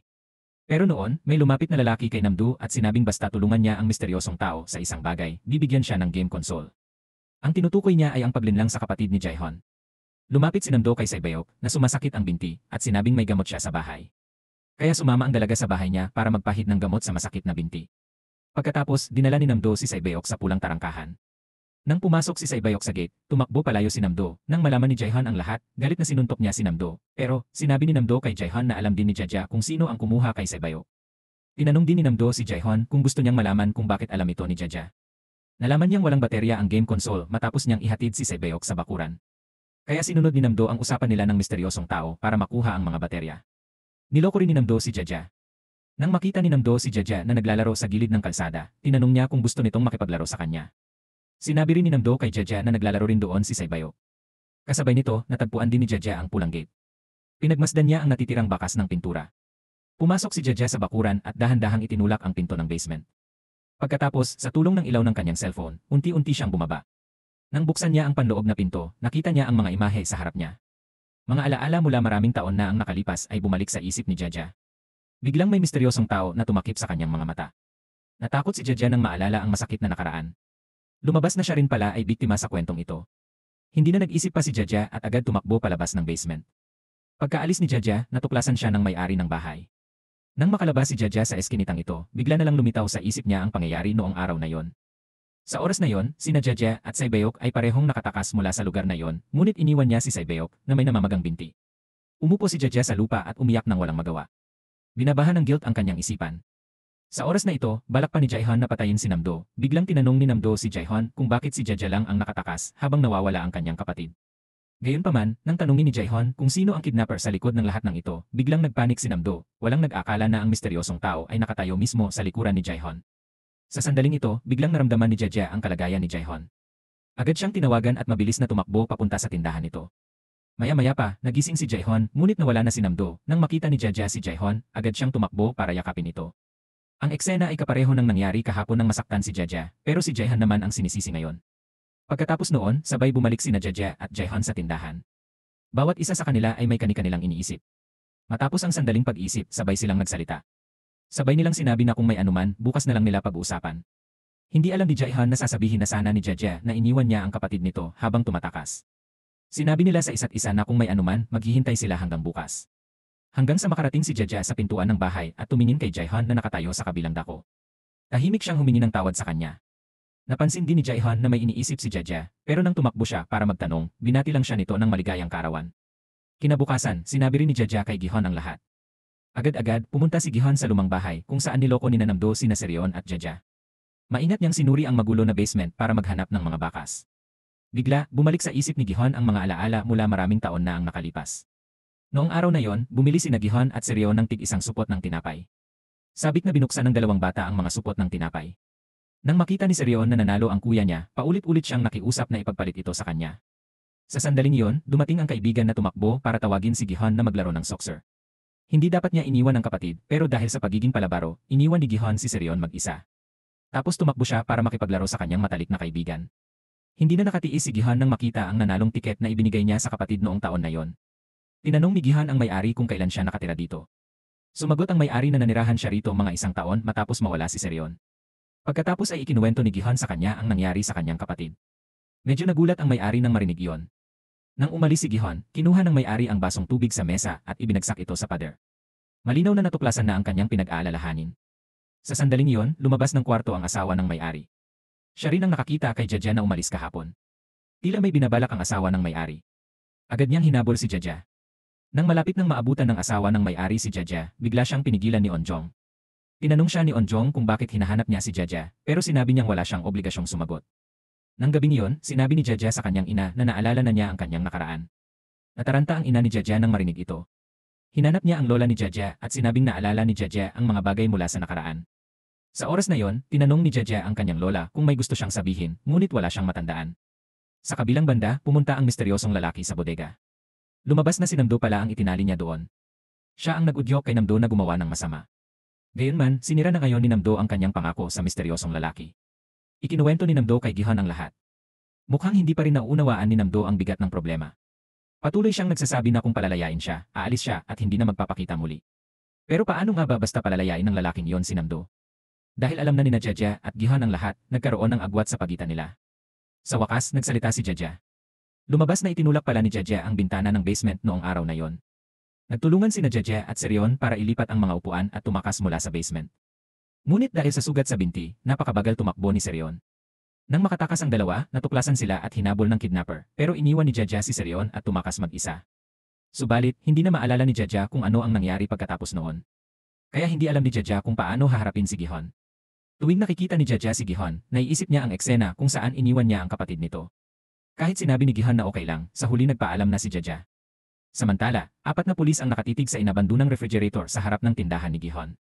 Pagkatapos, dinala ng 4 ang refrigerator pabalik sa istasyon ng pulisya. Imbes na itapon, ginawa nila itong kagamitan. Sa tag-init, nagagamit pa nila ito para kumain ng ice cream. Hanggang sa sandaling binuksan ng mga pulis ang refrigerator, labis na nagulat ang lahat. Sa loob ng refrigerator ay may isang lalaki. Ang taong iyon ay si Namdo, agad na isinara ng mga pulis ang tindahan ni Gihon. Nagtipon-tipon din ang mga tao sa paligid para manood. Dahil sa biglaang pagkamatay ng lalaki, lalo pang nagpanik ang ina ni Jaja. Natatakot siya na baka may gawin ang kanyang anak na hindi maganda. Kaya agad niyang tinawagan si Jaja pero walang sumasagot. Kaagad, nagtungo ang ina at lola ni Jaja sa tindahan ni Gihon. Gusto nilang malaman kung ano ang nangyari. Gayunman, sa paanyaya ni Gihon, ipinagdiwang ng lahat ang pagkamatay ni Namdo. Nang gabing iyon, ibinahagi rin ni Onjong ang balitang ito sa kanyang kapatid. Nang umuwi si Jaja, naisip niyang makipaghiwalay kay Gihon at hindi mapigil ang buntong hininga. Hindi man lang nagkaroon ng oras si Jaja para magdalamhati, agad siyang nakatanggap ng mensahe mula kay Gihon. May sasabihin siya sa kanya. Nang magkita sila, tinanong pa rin ni Gihon kung ano ang inumin niya tulad ng dati, pero ramdam niyang kakaiba ito. Bakit siya kumilos ng normal gayong sila'y kababaghiwalay lang? Hindi inaasahan, seryosong sinabi ni Gihon na bago niya nakilala si Jaja, hindi siya natakot sa anuman, kahit kamatayan. Bukod sa pag-aalala sa kanyang inang may sakit sa pag-isip, wala siyang pinagsisisihan. Ngunit nagbago ang lahat nang makilala niya siya. Kahit ilang buwan lang, parang nabuhay siyang muli. Sa halip, hindi na siya nangangahas humiling ng sobrang kaligayahan. Pero ayaw ni Jaja na makita siya ni Gihon dahil siya ang dahilan ng pagkawala ni Serion. Mula noon, nasira ang pamilya ni Gihon pero iginiit niya na ayos lang siya at hindi niya sinisisi si Jaja. Nagyakap ang dalawa at humingi ng tawad sa isa't isa. Pero sa sandaling ito, muling lumitaw sa isip ni Jaja ang imahe ng nakaraan. Nang malapit nang tumakas sina Jaja at Serion, may sinabi si Serion pero hindi malinaw na naalala ni Jaja. Sa ngayon, natagpuan na ng pulisya ang bangkay ni Namdo. Ang unang hinala ng hepe ay si Yunchang, ang paunahing suspect sa pagkawala ni Serion, kaya hinanap niya si Yunchang. Kasabay nito, nakita ni Kang Ho na pinahihirapan ng pinuno ang kanyang ama. Hindi siya nag-atubiling sumugod at bugbugin ang pinuno doon sa basurahan dahil si Yunchang ay napawalang sala naman noong taong iyon. Nasira ang reputasyon ni Yunchang dahil lang sa pagpupumilit ng pinuno na gawin ang gusto niya. Nakatanggap din siya ng maraming batikos mula sa lahat. Minamata pa siya ng mga tao sa kanilang lugar. Dahil dito, naging estranghero si Kang Ho sa kanyang ama. Ngayon, hindi na niya ito matiis. Maya-maya pa, dumating din ang kanyang mga kasamahan sa eksena. Inilabas ang direktor mula sa basurahan. Ang kanyang mukha ay puno ng pasa. Para mabawasan ang kahihiyan sa harap ng lahat, nagpa siya ang direktor na umuwi sa ibang daan. Pero habang nasa ibang ruta siya, nakasalubong niya si Gihon. Galing lang si Gihon sa kanyang guro ng piano pero nakilala siya kaagad ng direktor. Lumabas na noong bata pa si Gihon, siya at ang kaibigan niya ay pumunta sa istasyon ng pulisya para i-report na nawawala ang kanyang kapatid. Subalit hindi naniwala ang direktor sa sinabi ni Gihon. Natawa pa siya sa dalawang bata. Ngayon, nang makita ng direktor si Gihon, nakaramdam siya ng kaunting pagkakasala. Sinabi ni Gihon na ang pagkamatay ng lalaki sa refrigerator at ng kanyang kapatid ay pareho lang sanhi ng isang tao. Malinaw na palaging sinisisi ng direktor si Yunchang. Mukhang may itinatago siya sa kanyang puso. Hanggang sa uminom ang direktor kasama ang kanyang mga kaibigan, bigla niyang naalala ang sarili na binubugbog. Nalaman na ang lalaking ito ay anak pala ni Yunchang. Noong una, binago ni Kang Ho ang kanyang pangalan dahil sa insidente noong taon na yon. Kalaunan, naging tauhan siya ng hepe. Ngayon, dumating na ang mga tao sa restaurant mula sa kapitbahayan. Ang may-ari ng restaurant na ito ay ang mag-asawang nagmamay-ari ng basement. Sa hapagkainan, pinag-uusapan ng lahat ang bangkay ni Namdo sa refrigerator. Ipinahayag din ng lalaki ang kanyang hinala. Pinaghihinalaan niya na si Gihon ang may kasalanan. Binalaan siya ng pulis sa tabi na huwag magsalita ng kalokohan, pero agad namang sinamantala ng hepe ang pagkakataon. Sinabi niya na nasa harap daw ng tindahan ng pamilya ni Gihon ang refrigerator. Sinabi rin niya na madalas lumabas sa gabi ang tatlong Jaja. Agad na ipinahayag ng pulis ang kanyang pagkadismaya. Hindi siya nagpigil at sinisi ang hepe. Dagdag pa ng mga tao sa paligid, nang mawala ang kapatid na babae ni Gihon, lahat ay pinaghinalaan. Tanging ang may-ari lang ang may alibi. Wala siya at nagtatrabaho raw siya noon. Nang mga sandaling iyon, tila nag-aalala ang may-ari pero wala siyang sinabi. Sa halip, umupo siya at uminom. Hanggang sa umuwi ang may-ari at asawa niya, biglang nagtanong ang babae sa kanyang asawa. Nang gabing iyon, malinaw na nasa kapitbahayan ang asawa. Sa tingin ng iba, nasa ibang lugar siya, pero alam ng asawa na nasa kapitbahayan pa rin siya. Kaya, tinanong ng asawa sa kanyang mister kung ano ang nangyari noong taon na yon. Sinabi niya na kahit anong mangyari, tutulungan niya ang kanyang asawa. Pero sabi ng asawa na lagi siyang may pinag-aalala. Nasa likuran lang pala ito ng babae. Iyon ay ang bintana. Bigla namang inanyayahan ng ina ni Jaja na uminom sila ng kaunti. Habang nakaupo sila sa mesa ng alak, ikinuwento ng ina ang nangyari maraming taon na ang nakalipas. Noong araw na yon, dahil nagmamadali ang ina ni Jaja sa trabaho, iniwan niya ang pera sa mesa sa kwarto ni Jaja. Nag-iwan din siya ng sulat para kay Jaja. Pero nang umuwi ang ina ni Jaja galing trabaho, nalaman niyang hindi pa nakakauwi si Jaja kaya tumawag siya sa pulis. Nagmadali siyang lumabas para hanapin si Jaja, pero nang dumaan siya sa isang eskinita, bigla siyang tumigil. Pero dahil sa kuryosidad, nagpa siya pa rin siyang pumasok. Doon nakita ng ina ni Jaja na nakahiga siya ng walang malay. Sa tabi niya ay may lalaking tinatawag siya para magising. Hindi niya inasahan na may isang lalaki mula sa likuran na bumunot ng pala at gustong umatake. Biglang tumakbo ang mga pulis. Agad na nag-away ang dalawa. Matapos ang ilang sandali ng pakikibaka, ang salarin ang gumawa ng inisyatibo. Sinubukan niyang salakayin ang mga pulis. Pagkatapos, pinatay ng ina ni Jaja ang lalaking iyon. Naalala rin ni Jaja ang sinabi ng kanyang nakababatang kapatid na si Gihon noong taon. Noon, sinabi ni Saron, hindi lang isang tao ang naroon. Nang kumalma si Jaja, sinabi niya sa kanyang ina na gusto niyang lumabas mag-isa at hindi dapat mag-alala ang ina niya.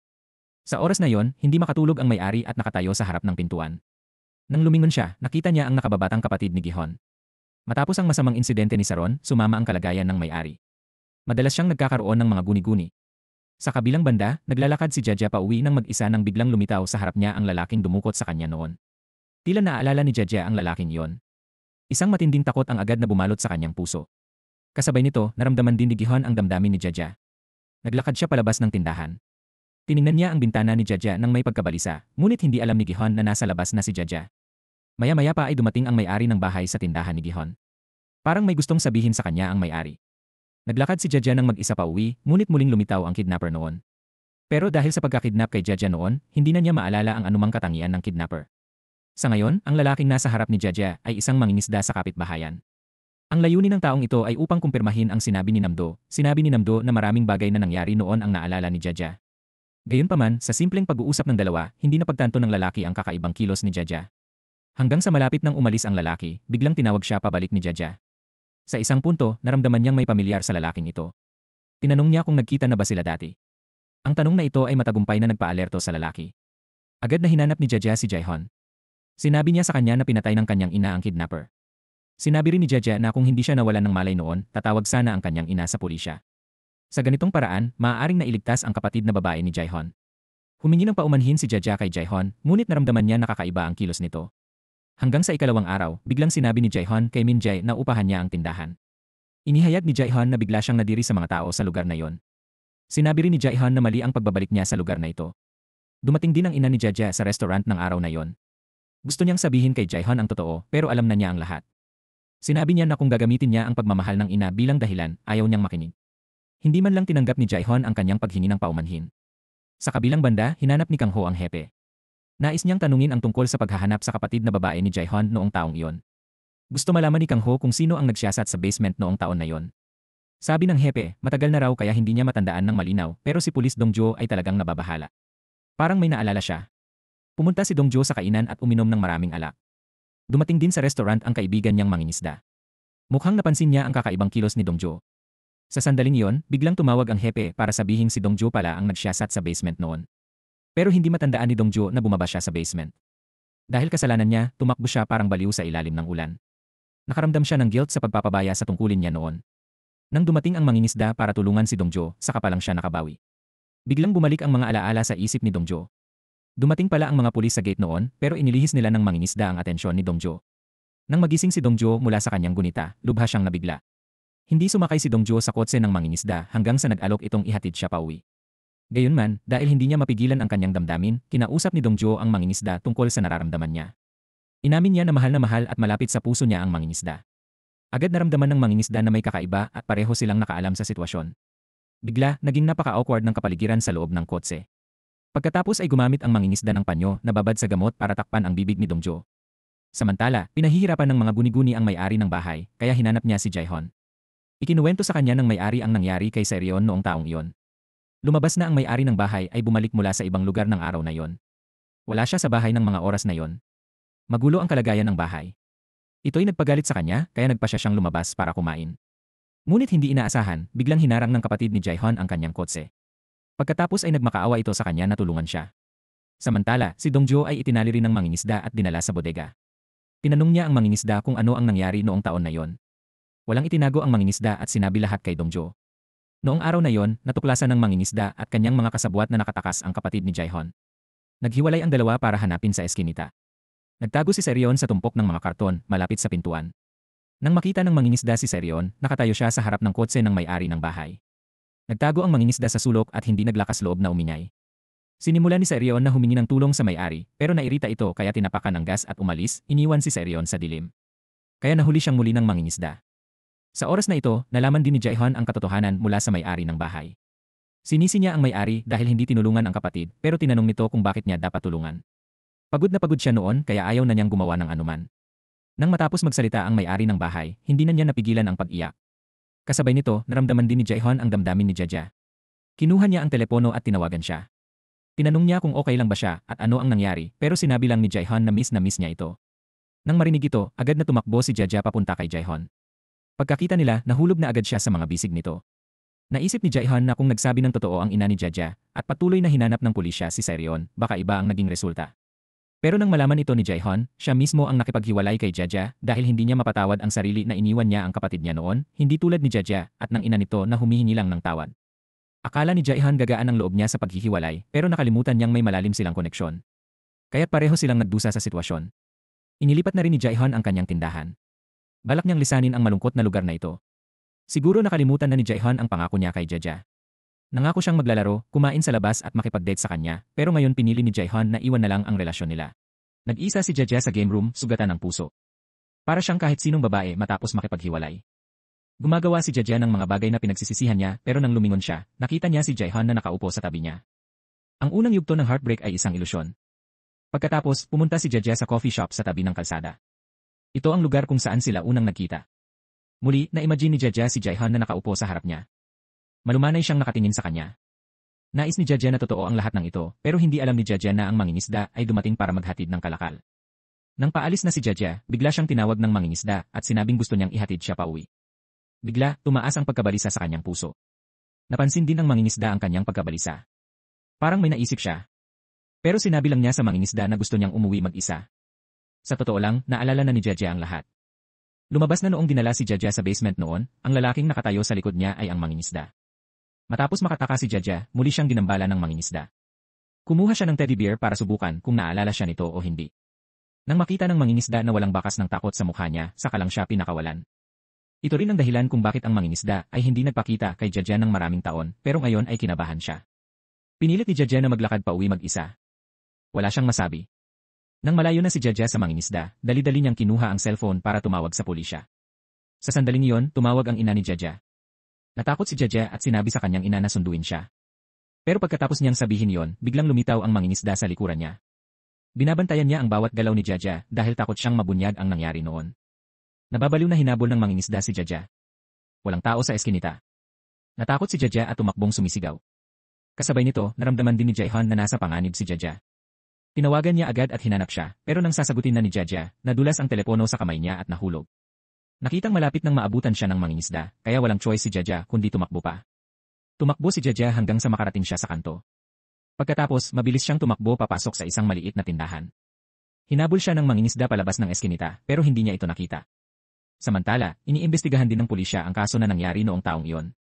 Nang banggitin ng lahat na nakipagkita si Namdo sa isang misteryosong tao sa eskinita, bigla naalala ng hepe ang eksena noong gabing iyon. Ang lalaking nakatayo sa harap ni Namdo ay ang mangingisda, na inuman din ng hepe.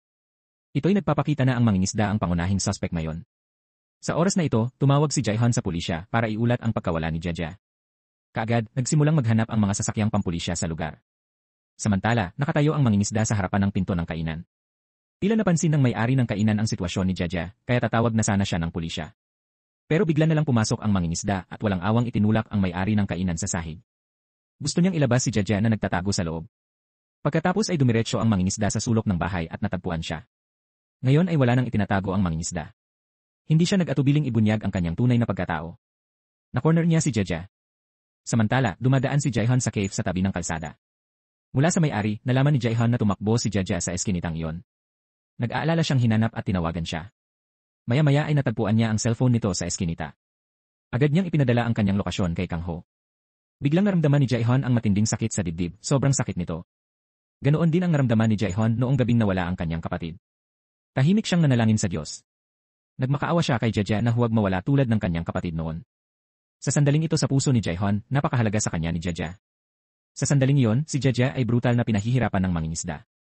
Bumulot siya ng patalim at gustong patayin si Jaja ng tahimik. Sa kritikal na sandali, biglang dumating si Jae-hyun. Siya at ang mangingisda ay agad na nagsagupaan. Kinuha ni Jae-hyun ang upuan at pinabagsak ang patalim mula sa kamay ng mangingisda. Ngunit sa huli, pinabagsak ng mangingisda si Jae-hyun sa lupa. Nang makita ito, kinuha ni Jaja ang patalim at sumugod patungo sa mangingisda. Matapos siyang mapigilan, sinaksak siya nito gamit ang patalim. Nakaramdam siya ng matinding sakit sa tiyan at bumagsak. Patuloy na sinaksak ng mangingisda si Jae-hyun gamit ang patalim. Mabuti na lang at mahigpit na hinawakan ni Jae-hyun ang kanyang kamay. Nagsimulang lumaban si Jae-hyun hanggang sa humina ang kanyang kamay. Lumapit siya kay Jaja. Tiningnan niya ito nang nag-aalala, hindi alam ang gagawin. Ngunit tahimik na tumayo ang mangingisda at lumapit sa likod ni Jae-hyun. Habang nagiging delikado ang sitwasyon, dumating ang mga pulis at nasugpo ang mangingisda. Sa mga sandaling iyon, umiiyak si Jae-hyun sa sakit. Naapektuhan din si Jaja sa emosyon ni Jae-hyun. Punong-puno rin ng luha ang kanyang mukha. Naintindihan ni Jaja na hindi niya mapigilan ang mga luhang ito. Biglang pumasok sa isip niya ang mga alaala ng kanyang pagkabata. Noon, masayang naglalaro sina Jaja at Saron, ngunit bigla naramdaman ni Saron ang lungkot ng kapatid. Tumulo ang kanyang mga luha nang hindi sinasadya. Akala ni Jaja na umiiyak si Saron dahil sa takot. Pero sinabi ni Saron na hindi siya ang umiiyak, kundi ang kapatid na nalulungkot sa pagkawala niya. Ikinuwento rin ni Saron kay Jaja ang tungkol sa telepathy nilang dalawa. Pagkatapos niyon, sinabi ni Jaja kay Seryon ang tungkol sa plano niyang tumakas, pero nag-alala si Seryon dahil sa kanyang sugatang binti. Sinabi ni Seryon kay Jaja na kung hindi siya makatakas, sabihin niya sa kapatid, hindi mo kasalanan, kaya huwag ka nang umiyak. Hanggang sa mailagay si Jaja sa stretcher, sinabi niya ang hiling ni Seryon. Nang marinig ito ni Jae-hyun, hindi niya napigilan ang kanyang damdamin. Hindi niya inasahan na ganoon katatag at positibo ang kanyang kapatid noon. Sa buong panahong iyon, pinahihirapan ni Jae-hyun ang kanyang sarili. Iyon ang pinakaayaw makita ni Seryon. Ngunit nang malaman ni Jae-hyun ang katotohanan, naputol din ang koneksyon nila ni Jaja. Hindi na niya maramdaman ang damdamin nito. Pagkatapos nilang maghiwalay, pareho silang nangulila sa isa't isa. Kahit na lumabas si Jaja, naaalala pa rin niya ang mga sandaling magkasama sila. Minsan pa nga ay nakapasok si Jaja sa tindahan ni Jae-hyun. Pagkatapos noon, nagsimula siyang alalahanin ang mga alaala ng kanilang pag-ibig. Ito ay tulad ng sinabi ng kanyang lola, na kapag mas nangungulila ka sa isang tao, mas hindi mo dapat pigilan ang iyong damdamin. Noong una, inakala ni Jaja na wala na silang kaugnayan sa isa't isa. Ngunit isang araw, habang nagsisilungan si Jaja mula sa ulan, muli niyang nakita si Jae-hyun. Ang eksena na ito ay malalim na naiukit sa puso ni Jaja. Parang pangarap na hindi niya maaabot kailanman. Kaya hindi napigilan ni Jaja na hawakan ang mukha ni Jae-hyun. Ngunit agad pagkatapos, tumalikod si Jaja at umalis. Nakita ito ni Jae-hyun at nagulumihanan, kumuha ng payong at hinabol siya. Hindi niya talaga maintindihan ang iniisip nito sa sandaling iyon. Sa totoo lang, gusto ni Jaja na maintindihan ni Jae-hyun na kung tunay kang nagmamahal, hindi ka mananahimik ng isang buwan. Hindi talaga alam ni Jae-hyun kung paano ipahayag ang kanyang damdamin, pero sinabi niya kay Jaja na inihayag pa rin niya ang kanyang saloobin. Gayunman, sinabi ni Jaja kay Jae-hyun na kung gusto niyang magkabalikan sila, kailangan niya itong ligawan muli. Bigla na lang, masayang tumakbo pabalik si Jae-hyun kay Jaja. Hindi siya masyadong nagsalita, pero hinalikan niya ito sa ilalim ng ulan. Pagkatapos noon, bumalik si Jae-hyun sa lugar nila. Plano niyang buksan muli ang tindahan. Tinupad ni Jae-hyun at Jaja ang kanilang pangako. Nagpa-picture sila ng magkasama. Pero mukhang hindi kontento si Jaja. Halata kasing pareho lang ang mga litrato. Simula nang mawala ang telepathy nila, hindi na nila naiintindihan ang isa't isa. Nang makita ni Jae-hyun ang ibang mga couple na nagsusubo ng pagkain, medyo nagselos siya. Pero nang kumuha si Jaja ng pagkain para kay Jae-hyun, sinabi niyang ayaw niya ng marumi. Gayunpaman, kinain pa rin ni Jae-hyun ang pagkaing isinubo ni Jaja. Kahit na wala ang telepathy nila, ito ang pinakatunay na damdamin. Hindi nagtagal, matagumpay na muling bubuksan ang tindahan ni Jae-hyun sa lugar. Lumalago ang negosyo. Pero hindi inasahan ni Jae-hyun na tatawag sa kanya ang pulis. Tila naramdaman ni Jae-hyun na nakatanggap ang pulisya ng bagong impormasyon tungkol sa kanyang kapatid. Inaresto na ng mga pulis ang mangingisda. Gayunpaman, hindi niya inamin ang pagkidnap noong taong iyon. Isang taong may kinalaman sa insidente noon ay ikinulong niya sa bodega. Nang personal na natagpuan ng direktor ang taguan ng mangingisda, nakita niyang nakakulong ang kanyang kasamahan.